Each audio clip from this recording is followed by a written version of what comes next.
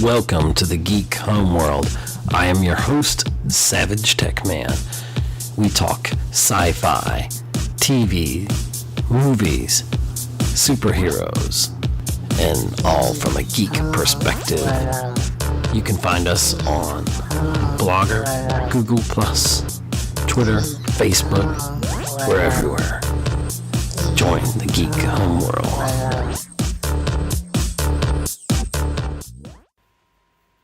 Welcome to another episode of the Geek Homeworld podcast. I'm your host, Ed, aka SavageTechman, and I'm joined once again by Cheryl. Hello. And we're talking Walking Dead. What a powerful, sad time it has been to be a Walking Dead fan. I don't know. I mean, I don't feel sad. I feel frustrated. And I think there's a whole realm of fans or former fans. There are some people that are jumping ship because we feel of the fan-strated. brutality. Is that a word? We're fan-strated. But I don't think it's just about, for me, it's not about the brutality. I mean, although that's gross, but...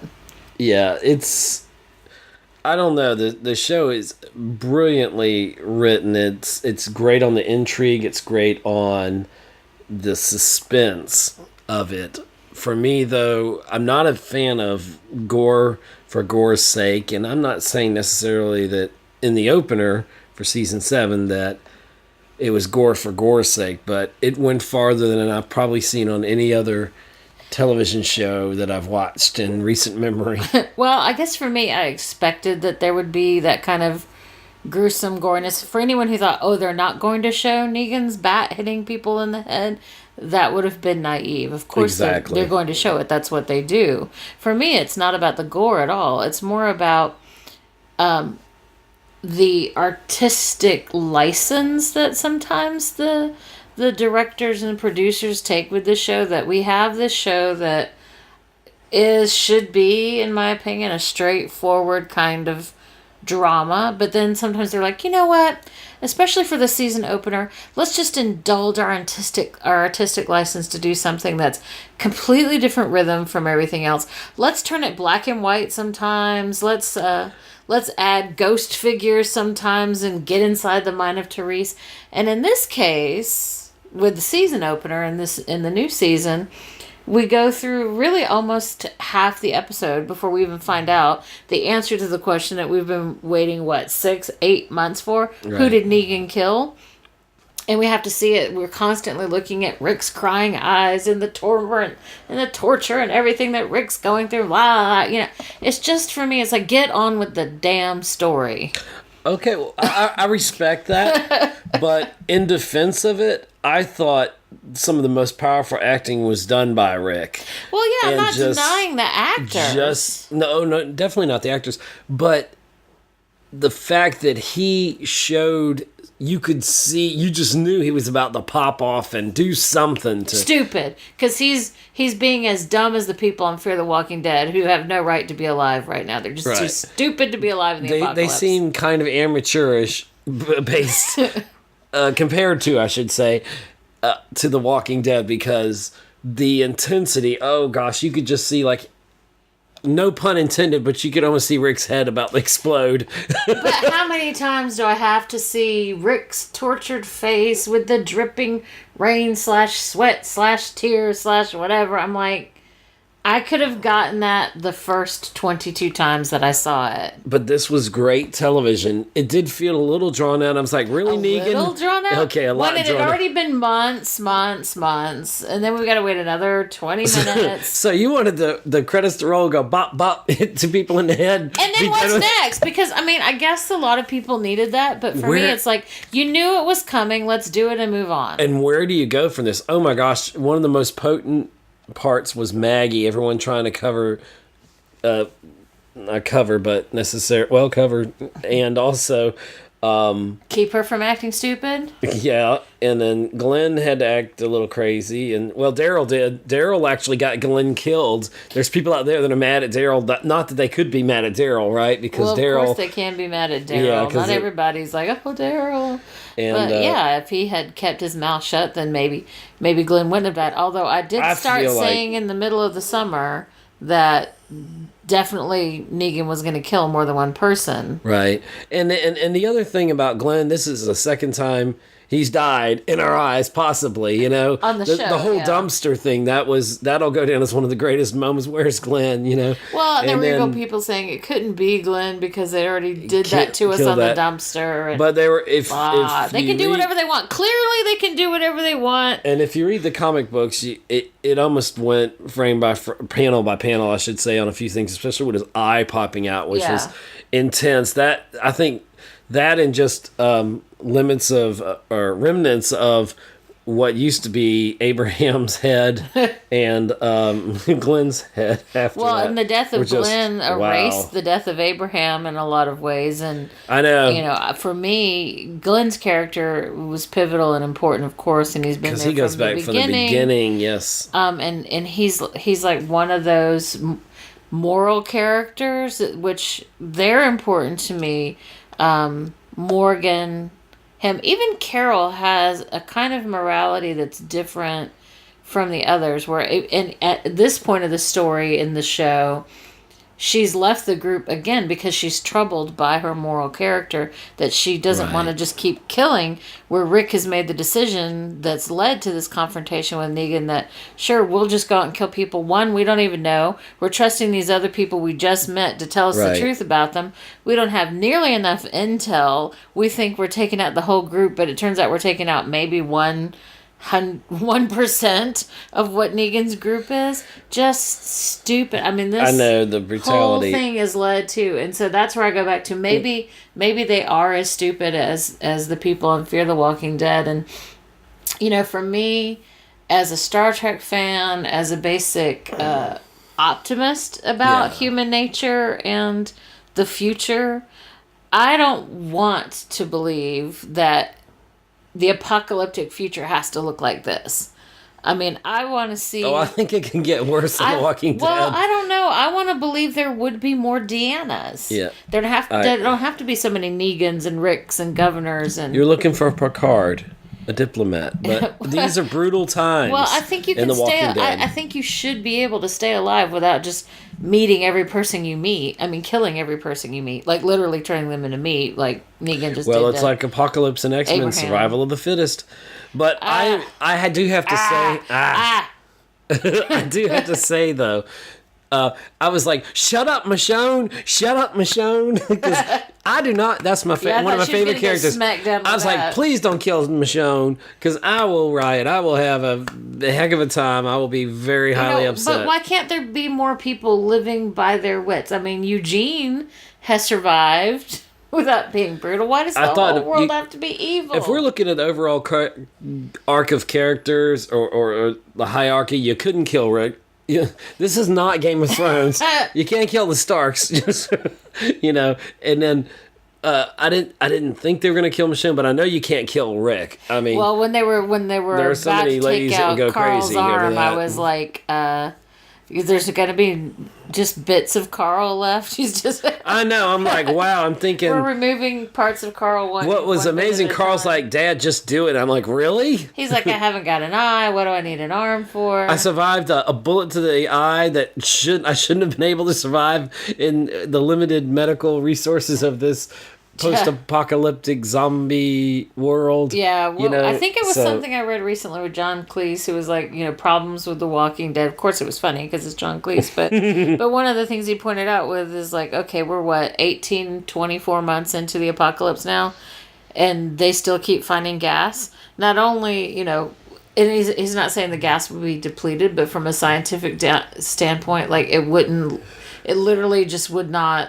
We recently had a hurricane evacuation, and we were out of gas where we were. You know. Well, it wasn't about. It's not about the fact that they would run out of gas at this point, but the gas would like literally, I guess, evaporate or something. That it would fume out eventually. Well, I'm not a I haven't done the scientific research. gasologist. I don't study I don't know. gasology. It seems like you're a gasologist sometimes. You think so? But Sometimes I'm venting plasma at my work nacelles. It happens. But I don't know. I don't know if I can keep watching The Walking Dead or not. I mean, I'm watching it for social reasons more than I'm watching it for the show's sake. Well, you're the one that got me into it. Well, I know, and we binge watched it. And I'm a late adopter, but I might be an early abandoner. And there is a whole movement out there of people who are saying, stop watching this show. It's not worth it. And I don't know. I'm gonna have to be impressed by what happens in the rest of this first half of the season. But I am interested in seeing Elijah and the tiger and all that stuff and how that develops. But this now, is gonna be. I'm kind of sick of Rick. I'm sick of Rick. Take him out. Bring back Deanna. They did. She came back. They had to shoot her. No, actually, the person I'm most interested in is Carol. I am still interested in Carol. I love Carol. And at this point, her story is very different than it was in the books. Not that I read the books, but we have someone who's had gone through so many transitions. For me, her response to things is much more realistic, much more logical. Yeah, she poisons people. She threatens little kids that she's going to shoot them. Yeah, it's pretty logical. No, I mean, she's trying to survive, and she's trying to help others survive. And when she sees a threat, she deals with it, but she's just not gone. I don't think she's not gone batshit crazy in the way that other people have. I think she hasn't run away by breaking down. She hasn't gotten violent. But that's what that should be expected in this. She's had the biggest transformation, I think, of all the characters. For sure. I mean, and Father Gabriel's gone through it, and Morgan's gone through it, and Morgan reminds us Sasha, and bring back Tyrese, for goodness sake. Why do we have to kill him? We need more Tyreses working together with more Abrahams, I think. Yeah. But instead, we're getting more Negans and Ricks. And I just have... What about Herschel? I mean, it's just... I miss Herschel. Everybody, I guess... What about Dale? We're going to go through the whole list. Only the good die young. Oh, exactly. Dale. Dale. Dale was only cool because of Winnebago. Carl! Judith's going to be the one to save everybody. Well, then we got a long time to wait. That's season 10, 12, 15... By season 10, she'll only be 3 years old. Oh, dang. But, I don't know. I'm just not terribly interested in a lot of what's going on, so... Abraham took his medicine like a soldier would. I mean, they had no choice, and I'm not going to repeat what he said. No, but, I mean, the university where I work, one of the newspaper wrote an op-ed, an editorial about Abraham's death and his final words, and praising him for ending in such a way. And I'm like, well, this is the world we've come to. And I guess that's what's most disturbing about me. I'm watching the show in the context of the current election cycle, and all of this is just so damn depressing. I know. The world doesn't have to be so mean. There's so much death and destruction around, and where are our optimists? Where is our Roddenberries to show us the light? And why can't that Gene Roddenberry live forever? Yes, but and I agree that everything doesn't have to be so dark, but this is the kind of television, it's worse than a car wreck. You can't look away. I don't know. I feel like looking away. Yeah. I look away at a lot of the gore on it. Well, I definitely don't watch that. Yeah, I'm not into the gore. I'm just not. So I love suspense and intrigue. I'm not watching 15% of the show. Yeah, sometimes I'm looking where it's like, okay, I don't need to see that. I literally have my hands in front of my face. I begrudgingly watched it because I wanted to see exactly how Abraham and whoever else was going to die. I didn't know. Yeah, I watched it too. I didn't like the stuff hanging off. I'll never play Eeny, Meeny, Miny, Mo again. And but I want to leave you with these kind words of one character who's still alive, who didn't get killed. He's still there. Well, I don't know. We're recording this on Saturday. The show airs on Sunday, so by the time people see this, he could be dead. But I'm going to end this segment with saying, in the words of Morgan, all life is precious. Geek Homeworld Review Preview.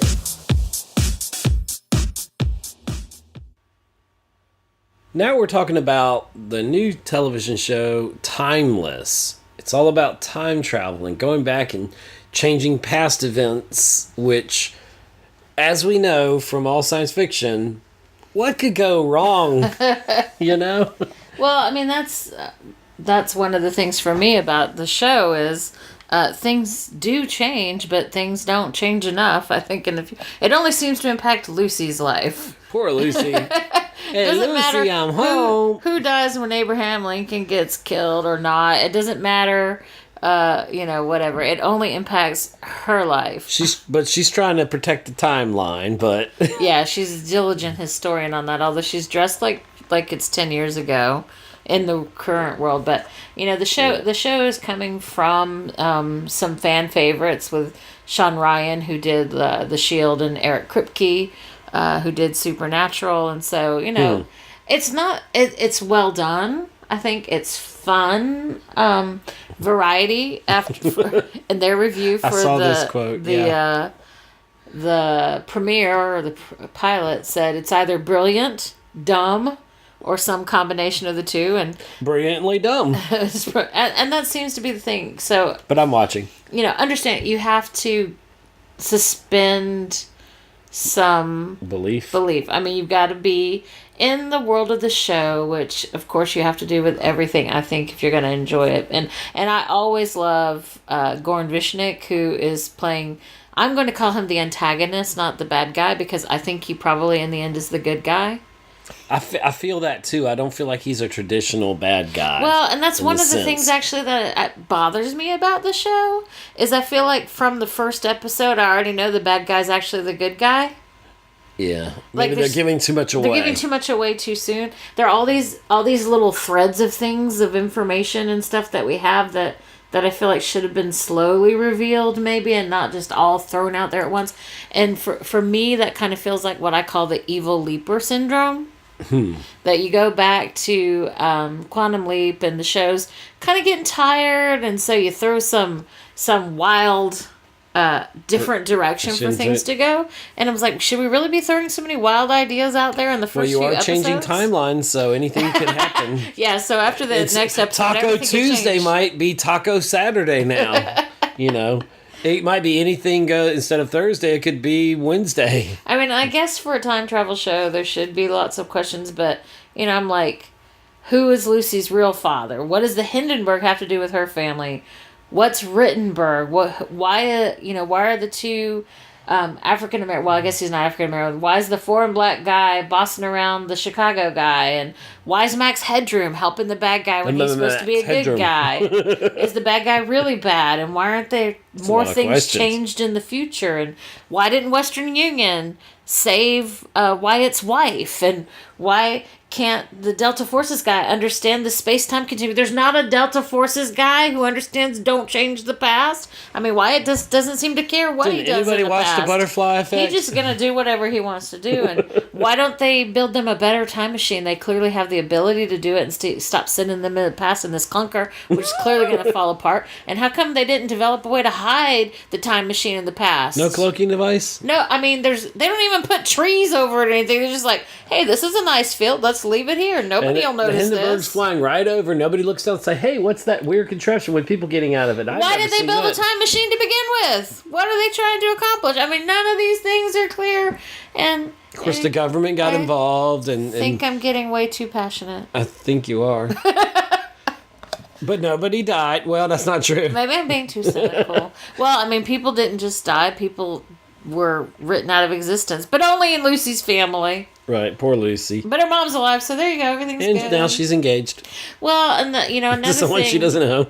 Another thing for me that sticks out, like, boom, in your face about the show is the treatment of racism in the past. I mean, so we make the pilot an African American, and he's like, the past isn't so great for me. I really don't want to do this. But I'm like, well, then how come you're the pilot you're the other guy who can fly one of these things? And why are there only two guys who can fly these things? Anyway, I won't go back to for the writing. It makes the story more interesting to see how people would interact with this character in that timeline. Well, as much as they bring up, that sort of juxtaposition of a modern sensibility at any point in our past, it's still not dangerous enough for him. I mean, he literally could have been beaten to death in the Hindenburg episode when he sassed a cop. You know? Yes. I'm literally, y'all better get in there and save him because he's about to die, even standing on the street. And it was interesting that it was the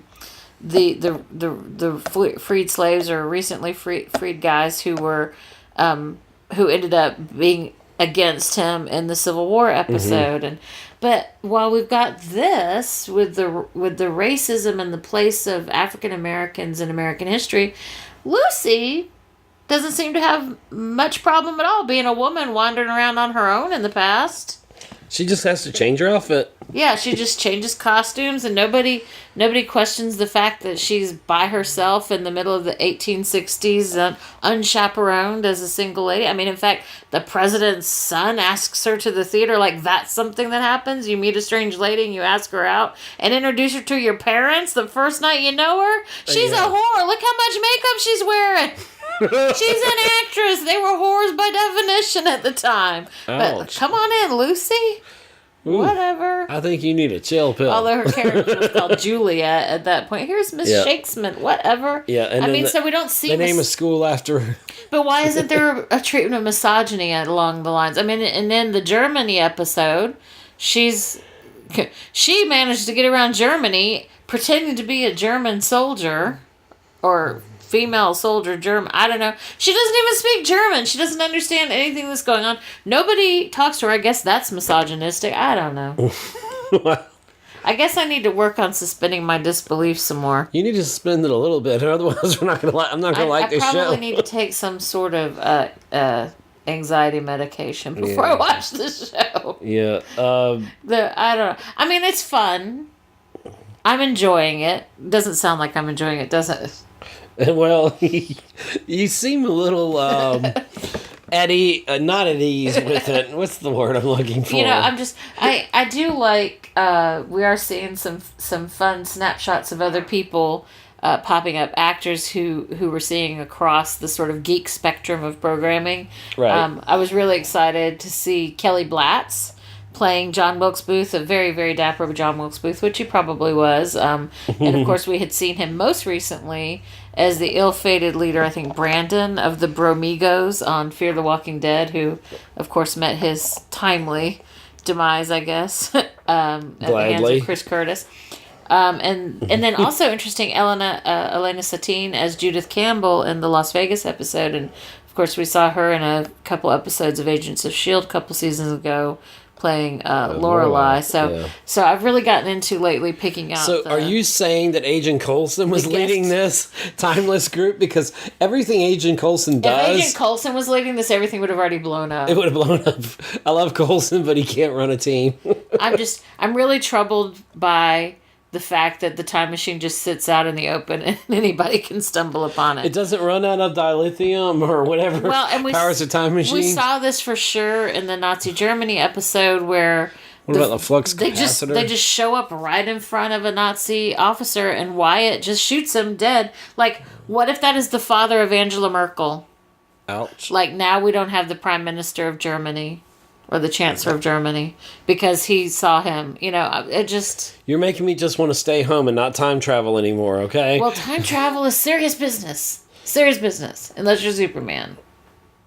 Then you just spin backwards and start over it's all good. Yeah. From Diego to the Bay and beyond. Well, I mean, Den of Geek is holding out hope for the show. They seem to be enjoying it. So I'm gonna keep watching it. I'm enjoying it. We'll see what happens, but... As a geek and as an historian and as someone who cares about the space-time continuum, I'm going to have to calm down. Yeah. Here, it'll be okay. I clearly need more chocolate while I'm watching the show. You need more chocolate, maybe a nice... alcohol. Something. And, but everybody's real pretty. But at least you have strong opinions about this show. I'll just keep... As long as Goran's on there, for sure, I'll keep watching. As long as Negan doesn't show up and beat everybody to death. I love Croatians. Ha, ha, ha. Yeah, I do too. But, I think he's Croatian. Anyway, he's close enough. Well, I'm going to end it with this and say that I hope this show keeps me guessing and keeps sparking my interest, and I look forward to more episodes of Timeless. Mama Max Headroom. Or Max Headroom. Max Headroom's timeless. Thanks for listening to another episode of the Geek Homeworld podcast with your host, SavageTechman. You can find us on Libsyn, Google+, follow us on Twitter, like us on Facebook, listen to us on iTunes, see us on YouTube, be part of our Mixler chats. Thank you. See you again on the Geek Homeworld podcast. Geek Homeworld.